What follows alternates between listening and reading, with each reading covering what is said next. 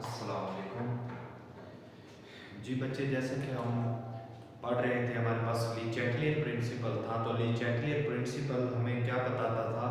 ली Chatelier principal में हमने ये पढ़ा था कि जब किसी भी इक्विलिब्रियम सिस्टम पर जब कोई स्ट्रेस अप्लाई किया जाता है तो वो सिस्टम जो है दोबारा इक्विलिब्रियम में आने के लिए उस स्ट्रेस को नलीफाई कर देता है या फिर जितना भी पॉसिबल हो सकता है उसको जीरो पोजीशन पे लेके आता है, कम से कम करता है ताकि वो दोबारा से इक्विलिब्रियम पोजीशन हासिल कर ले। तो अब इसी तरीके हमने कंसंट्रेशन पे बात की थी, पहला इफेक्ट।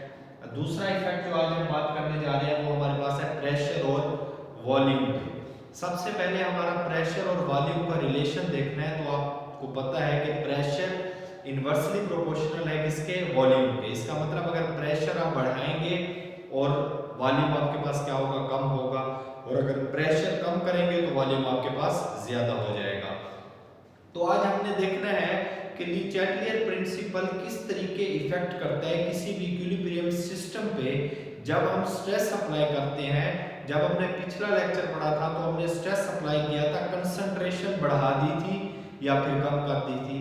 आज हम जो करने जा रहे हैं वो है हमारे पास प्रेशर और वॉल्यूम के हवाले से कि अगर हम प्रेशर बढ़ा देते हैं या कम करते हैं तो उसका इफेक्ट क्या होता है। हमारा जो इक्विलिब्रियम सिस्टम है वो दोबारा से इक्विलिब्रियम को अचीव किस तरीके से करता है।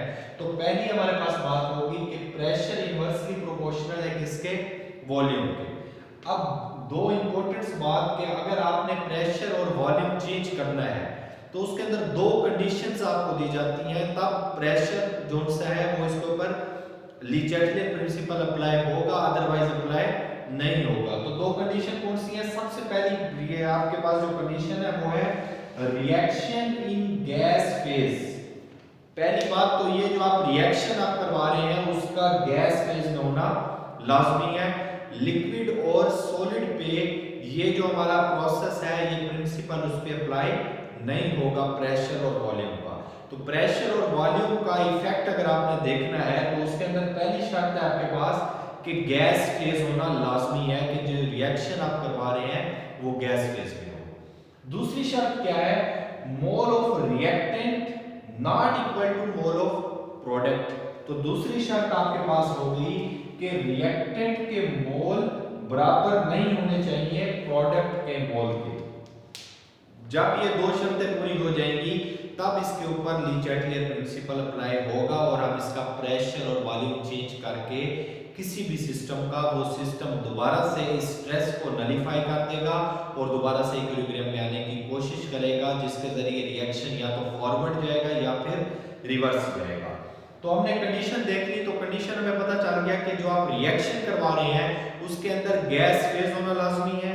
दूसरी कंडीशन आपके पास ये है कि जो आपके पास रिएक्शन हो रहा है उसके अंदर नंबर ऑफ रिएक्टेंट, जो मोल के रिएक्टेंट है वो प्रोडक्ट के मोल के बराबर नहीं होने चाहिए। इसको हम मजीद देखते हैं कि हमारे पास एक रिएक्शन है जिसके अंदर 2 मोल सल्फर डाइऑक्साइड के, जबकि हमारे पास 1 मोल ऑक्सीजन का यूज किया जा रहा है।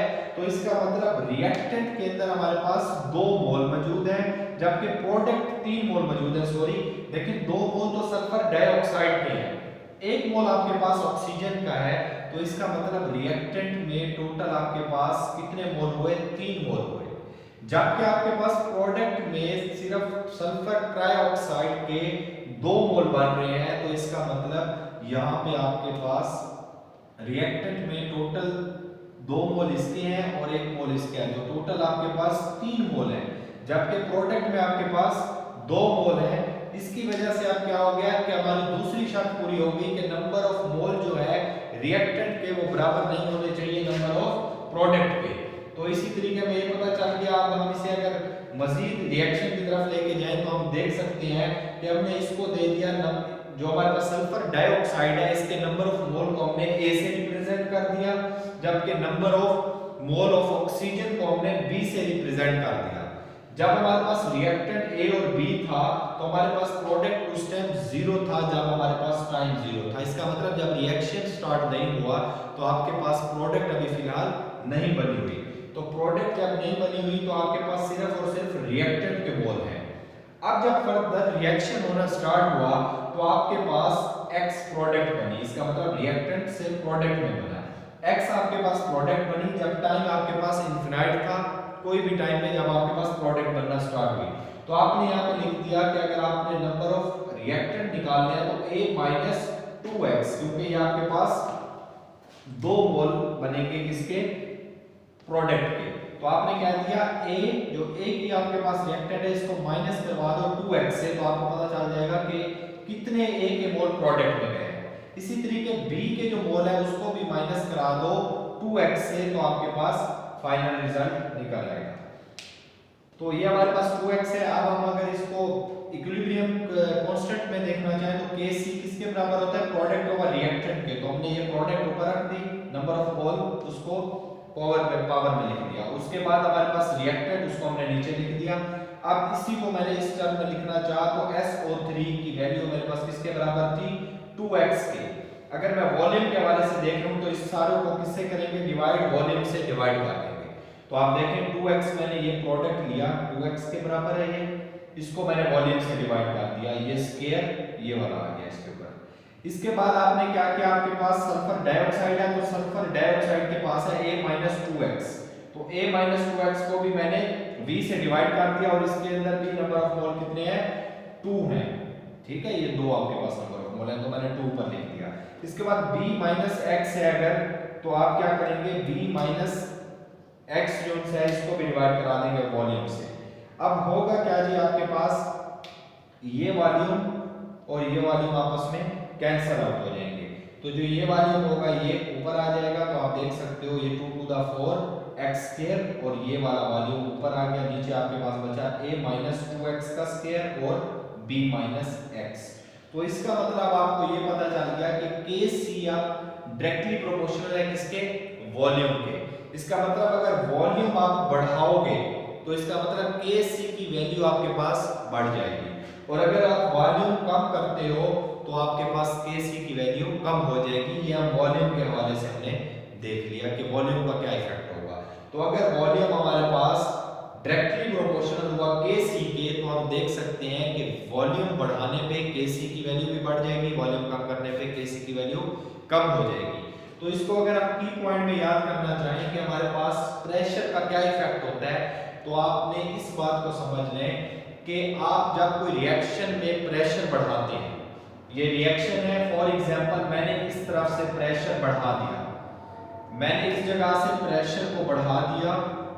जब मैं प्रेशर इंक्रीज करूंगा तो याद रखिएगा प्रेशर इंक्रीज करने से आपका रिएक्शन उस तरफ जाता है जहां पे नंबर ऑफ मोल कम हो। तो इस पूरा जो मैंने पॉइंट आपको आज समझाना है उसकी बेस सिर्फ इस लाइन पे है कि प्रेशर बढ़ाने से आपका जो रिएक्शन है वो उस तरफ जाता है जिधर नंबर ऑफ मोल कम हो, और प्रेशर कम करने से आपका रिएक्शन उस तरफ जाता है जिस तरफ नंबर ऑफ मोल ज्यादा हो, उसके ऑपोजिट। तो अगर मैंने यहाँ पे प्रेशर बढ़ाया तो देखें नंबर ऑफ मोल यहाँ पे कितने हैं, 3, जबकि यहाँ पे कितने हैं, 2। तो प्रेशर बढ़ाने से आपके पास रिएक्शन किस तरफ जाएगा, जहां पे नंबर ऑफ मोल कम है। इसका मतलब रिएक्शन इस तरफ आएगा, तो इस तरफ आने से आपके पास कौन सा रिएक्शन होगा, फॉरवर्ड रिएक्शन होगा, कि आपके पास रिएक्टेंट से प्रोडक्ट बन रही है। यहाँ पे नंबर ऑफ मोल कितने हैं, 2 सल्फर डाइऑक्साइड के, एक है आपके पास ऑक्सीजन का, 3 है। ठीक है, जैसे ही आपने प्रेशर बढ़ाया तो प्रेशर बढ़ाने से आपका जो रिएक्शन है उस तरफ मूव करता है जहां पे नंबर ऑफ मोल कम हो। तो नंबर ऑफ मोल कम यहाँ पे है, यहाँ पे 3 है, यहाँ पे 2, तो आपका रिएक्शन फॉरवर्ड डायरेक्शन में जाना शुरू हो जाएगा। अगर इसके ऑपोजिट देखें, अगर यहाँ पे नंबर ऑफ मोल ज्यादा होते और यहाँ पे कम होते तो आपका रिएक्शन रिवर्स में आता था। इसको हम मजीद एग्जांपल्स में आज देखते हैं। तो हमने की पॉइंट ये बना लिया कि अगर आप प्रेशर इंक्रीज करते हैं किसी भी इक्विलिब्रियम सिस्टम का, देन रिएक्शन गोज ऑन दो साइड, तो आपका रिएक्शन उस साइड पे जाता है which has less number of mole is present, जहां पे नंबर ऑफ मोल कम होते हैं। और सेम इसी तरीके ये इसका ऑपोजिट है कि अगर आप प्रेशर को डिक्रीज करते हैं किसी इक्विलिब्रियम सिस्टम में, तो then reaction goes on which side, तो रिएक्शन उस साइड पे जाता है जहां पे large number of mole present हो। तो ये हमारी जो बात है उसका जो निचोड़ है वो ये 2 पॉइंट है हमारे पास कि प्रेशर बढ़ाने से हमारा रिएक्शन उस तरफ जाता है जहां पे नंबर ऑफ मोल कम हो, और प्रेशर कम करने से हमारा रिएक्शन उस तरफ जाता है जहां पे नंबर ऑफ मोल ज्यादा हो। अब हम इसकी क्वांटिटेटिव इफेक्ट देखते हैं वॉल्यूम का इक्विलिब्रियम पोजीशन पे, कि वॉल्यूम के जरिए किसी भी रिएक्शन का जब हम केसी निकाल लेते हैं तो वॉल्यूम के जरिए हमें किस तरीके पता चलता है कि हमारा रिएक्शन फॉरवर्ड जा रहा है या फिर रिवर्स जा रहा है। तो उसके अंदर एक रिएक्शन आपने जो पीछे किया है, सल्फर डाइऑक्साइड के 2 मोल और एक ऑक्सीजन का मोल मिलके क्या बनाता है, सल्फर ट्राइऑक्साइड के 2 मोल। तो हमने इसको वहां पे भी लिखा है, Kc की वैल्यू हमारे पास ये निकलती है, अगर हम ये पूरा प्रोसीजर करें तो हमारे पास Kc की वैल्यू ये आती है। तो इसका मतलब है Kc आपके पास क्या है जी, वॉल्यूम के बराबर है। तो अब आप देखें, अगर आप प्रेशर हाई करते हैं, प्रेशर हाई करने से क्या होगा, वॉल्यूम कम हो जाएगा। प्रेशर हाई करने से मैंने अभी आपको पीछे बताया है कि जब आप इधर प्रेशर बढ़ा देते हैं तो नंबर ऑफ मोल इधर ज्यादा है, तो ये किसकी तरफ मूव करता है, जहां पे नंबर ऑफ मोल कम है तो ये इस तरफ जाना स्टार्ट कर देता है, जिसकी वजह से आप कहते हैं फॉरवर्ड रिएक्शन हुआ है। तो पहली शर्त ये होगी, अगर आप प्रेशर बढ़ाते हैं तो प्रेशर बढ़ाने से क्या होगा, आपके पास फॉरवर्ड रिएक्शन होना स्टार्ट हो जाएगा, कि आपका रिएक्टेंट प्रोडक्ट में कन्वर्ट होना शुरू हो जाएगा। दूसरा आप कैसे कह सकते हैं, दूसरी बात आप ये कर सकते हैं, अगर आप लो वॉल्यूम कर देते हैं, अगर आप वॉल्यूम कम कर देते हैं तो आपके पास किसकी तरफ जाना शुरू हो जाता है, रिएक्शन फॉरवर्ड रिएक्शन। तीसरी बात आप क्या कह सकते हैं, अगर आपके पास Kc की वैल्यू लेस आ रही है, कम आ रही है, तो इसका मतलब आपके पास रिएक्शन कौन सा होगा, फॉरवर्ड रिएक्शन में जाएगा। चौथी बात यह है, सेम वही बातें हैं कि अगर आप x को इंक्रीज कर रहे हैं, x इंक्रीज से क्या होगा, जो आपके पास प्रोडक्ट की वैल्यू है असल में आप उसे क्या कहते हैं, x कहते हैं। अगर x इंक्रीज कर दें, मतलब आप प्रोडक्ट लेना शुरू कर दें, तो जाहिर सी बात है रिएक्शन किस तरफ जाएगा, रिएक्टेंट से प्रोडक्ट की तरफ।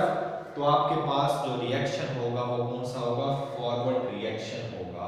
तो हमें वॉल्यूम के जरिए ये पता चल गया कि अगर हमने प्रेशर को बढ़ाया, प्रेशर बढ़ाने से फॉरवर्ड रिएक्शन होगा, या फिर हम ये भी कह सकते हैं कि वॉल्यूम आपने कम कर दिया तब भी इसके अंदर क्या होगा, आपके पास फॉरवर्ड डायरेक्शन में जाएगा। तीसरा ये, अगर Kc की वैल्यू कम आप कर दें, Kc की वैल्यू कम होगी जब, तब भी आपके पास क्या होगा, आपके पास फॉरवर्ड रिएक्शन होगा। और अगर x की अमाउंट आप इंक्रीज कर दें तब भी आपके पास फॉरवर्ड में रिएक्शन जाना स्टार्ट कर देगा। तो ये हमारे वॉल्यूम के वाले से हमने देख लिया कि इक्विलिब्रियम पोजीशन के ऊपर क्या इफेक्ट होता है। मजीद इसके हम एक दो एग्जांपल्स करते हैं जो आपकी बुक्स में दी गई हैं, तो मजीद आपको ये क्लियर हो जाएगा। जी हमारे पास अब दूसरी एग्जांपल अगर हम देखें तो PCl5 और फास्फोरस पेंटाक्लोराइड, और हमारे पास प्रोडक्ट में बन रहा है फास्फोरस ट्राइक्लोराइड और क्लोरीन। तो अगर हम देखें तो ये हमारे पास A होगा और ये हमारे पास प्रोडक्ट में इस टाइम 0 होंगे जब हमारे पास टाइम 0 होगा। तो हमारे पास बाद में प्रोडक्ट बनना स्टार्ट हो जाएगी, जैसे जैसे टाइम होगा तो हम उस प्रोडक्ट को कह रहे हैं x अमाउंट क्लोरीन की बनेगी, x अमाउंट फास्फोरस ट्राइक्लोराइड की बनेगी। और हमने अगर रिएक्टेंट निकाल रहे हो तो हम क्या करेंगे, A - x कर देंगे। और अगर इसी को हमने इस टर्म में लिखना हो तो हम लिख सकते हैं प्रोडक्ट और रिएक्टेंट होता है, तो प्रोडक्ट आपके पास किसके बराबर है, x ओवर v वॉल्यूम से, इसको भी x ओवर v जैसे हमने पीछे किया है, और उसके बाद रिएक्टेंट में A - x over volume v। Kc की वैल्यू आपके पास आ जाएगी x स्क्वायर, क्योंकि वॉल्यूम से वॉल्यूम आपके पास क्या हो जाएगा, कट हो जाएगा, और एक ये वाला वॉल्यूम आपके पास नीचे आ जाएगा A - x। तो v अब आपके पास क्या है, Kc के इनवर्स है। आपके पास पहले डायरेक्टली प्रोपोर्शनल में था, अब इनवर्सली प्रोपोर्शनल में है। अब इस केस में और इस केस में आप देख सकते हैं, अगर मैं यहाँ पे आपको एक और बात समझाना चाहूँ तो इस पॉइंट को आप क्लियर करिएगा कि आप देख रहे हैं आपके पास नंबर ऑफ मोल कहाँ पे ज्यादा है, ठीक है। अगर आपके पास देखें नंबर ऑफ मोल यहाँ पे 1 है फास्फोरस पेंटाक्लोराइड के, जबकि यहाँ पे आपके पास 2 नंबर ऑफ मोल मान है, एक क्लोरीन का और एक फास्फोरस ट्राइक्लोराइड का। तो अगर मैं अब यहाँ पे अगर प्रेशर बढ़ा दूं फास्फोरस पेंटाक्लोराइड का, तो अब आप बताएं कि रिएक्शन किस तरफ जाना स्टार्ट होगा। तो ये सोचिएगा, इसके अंदर मैंने आपको बताया है कि रिएक्शन हमेशा उस साइड पे जाना स्टार्ट होगा जहाँ पे नंबर ऑफ मोल कम होंगे। अगर हमने प्रेशर बढ़ा दिया तो नंबर ऑफ मोल कम यहाँ है, तो इसका मतलब आपके पास रिएक्शन रिवर्स होना स्टार्ट हो जाएगा। इसी तरीके तीसरा जो हमारे पास रिएक्शन है वो नाइट्रोजन टेट्रा ऑक्साइड का है और हमारे पास नाइट्रोजन डाइऑक्साइड बन रही है। तो इस केस में क्या होता है हमारे पास 4x² और इसमें भी हमारे पास वॉल्यूम जो है असल में वो इनवर्स रिलेशन में आ रहा होता है Kc। तो अब हम ये लिख सकते हैं कि आपके पास रिवर्स रिएक्शन कब होता है, या तो आप क्या करते हैं प्रेशर बढ़ा दें, जैसे मैंने अभी आपको बताया कि अगर आप इसका प्रेशर बढ़ाते हैं, देखिए यहाँ पे नंबर ऑफ मोल कितने हैं 1, यहाँ पे नंबर ऑफ मोल कितने हैं 2, तो आपने क्या किया यहाँ पे प्रेशर को इंक्रीज कर दिया। प्रेशर इंक्रीज करने से क्या होगा, मैंने बताया था आपको नंबर ऑफ मोल रिएक्शन किस तरफ जाना स्टार्ट होगा, जहां पे नंबर ऑफ मोल कम होंगे। तो प्रेशर आपने बढ़ाया, नंबर ऑफ मोल कम यहाँ पे है, यहाँ पे तो ऑलरेडी ज्यादा 2 है, तो इसका मतलब रिवर्स रिएक्शन होना स्टार्ट होगा। तो देखिए रिवर्स रिएक्शन कब होगा, जब आपने इस कंडीशन में इस रिएक्शन में प्रेशर को बढ़ाया तो रिवर्स रिएक्शन होगा, या आपने वॉल्यूम को क्या कर दिया कम कर दिया, तब भी आपके पास क्या होगा रिवर्स रिएक्शन होगा, या आपके पास Kc की वैल्यू क्या होगी इंक्रीज हो गई। ठीक है, तो Kc की वैल्यू अगर आपके पास इंक्रीज होगी तब भी आपके पास रिवर्स में जाना स्टार्ट हो जाएगा। Kc की वैल्यू तब इंक्रीज होगी जब आपके पास प्रोडक्ट ज्यादा बन रही होगी। ठीक है, तो प्रोडक्ट जब ज्यादा बन रही होगी आपके पास तो Kc की वैल्यू ज्यादा हो जाएगी, तो Kc की वैल्यू ज्यादा होने की वजह से प्रोडक्ट से रिएक्टेंट की तरफ जाना स्टार्ट हो जाएगा, जिसकी वजह से आप कहते हैं ग्रेटर अगर Kc है तब भी रिवर्स रिएक्शन होगा, और अगर x को आप क्या कर दो डिक्रीज कर दो तब आपके पास रिवर्स रिएक्शन होगा। x डिक्रीज करने से मुराद ये है कि आप प्रोडक्ट आपके पास असल में x होता है, तो अगर आप प्रोडक्ट को कम करते जाओ तो आप क्या होगा प्रोडक्ट जब कम करोगे तो आपके पास रिवर्स रिएक्शन होना स्टार्ट हो जाएगा। तो x की अमाउंट अगर आपके पास डिक्रीज होगी तब आपके पास क्या होगा रिएक्शन फॉरवर्ड रिवर्स जाना स्टार्ट हो जाएगा। तो की पॉइंट ये हुआ आपके पास कि एमसीक्यूज में अगर आपके पास आ जाए कि Kc की वैल्यू अगर डिक्रीज होगी तो आपके पास रिएक्शन फॉरवर्ड जाएगा, और अगर Kc की वैल्यू आपके पास इंक्रीज होगी तो आपके पास रिएक्शन रिवर्स होगा। ये 2 पॉइंट आपके पास, ये कुछ एग्जांपल के साथ आपका ये पॉइंट क्लियर हो जाता है कि प्रेशर और वॉल्यूम का इफेक्ट क्या होता है। ये 3 एग्जांपल्स आपको दे दी जो आपकी बुक में है। इसी तरीके इसको एज इट इज याद कर लें आप, और इसको अच्छे तरीके से इसके कॉन्सेप्ट क्लियर कर लें। इंशाल्लाह नेक्स्ट हमारा टॉपिक टेम्परेचर इफेक्ट पे होगा। तो आज हमने जो पढ़ा उसको सम अप करूं तो ले चैटलियर प्रिंसिपल के मुताबिक हमने ये देखा कि प्रेशर और वॉल्यूम का क्या इफेक्ट होता है। तो प्रेशर और वॉल्यूम का इफेक्ट इनवर्स होता है कि अगर प्रेशर आपने बढ़ा दिया तो इसका मतलब क्या है वॉल्यूम आपने कम कर दिया। तो प्रेशर बढ़ाने से मैंने आपको बताया था कि हमारा रिएक्शन उस साइड पे जाता है जिस तरफ नंबर ऑफ मोल कम होते हैं, और अगर प्रेशर कम किया तो हमारा रिएक्शन उस तरफ जाएगा जहाँ पे नंबर ऑफ मोल ज्यादा होंगे। और वॉल्यूम इसके ऑपोजिट है कि वॉल्यूम बढ़ाने से और कम करने से क्या होगा, उसके हमने कुछ केसेस भी देख लिए जिसके अंदर हमने क्वांटिटेटिव इफेक्ट देखा वॉल्यूम का कि वॉल्यूम का क्या इफेक्ट होता है और किस तरीके से हमारे पास रिवर्स रिएक्शन होता है और किस तरीके से फॉरवर्ड रिएक्शन होता है। तो ये आज का हमारा लेक्चर था, अपना ख्याल रखिएगा, अल्लाह हाफिज।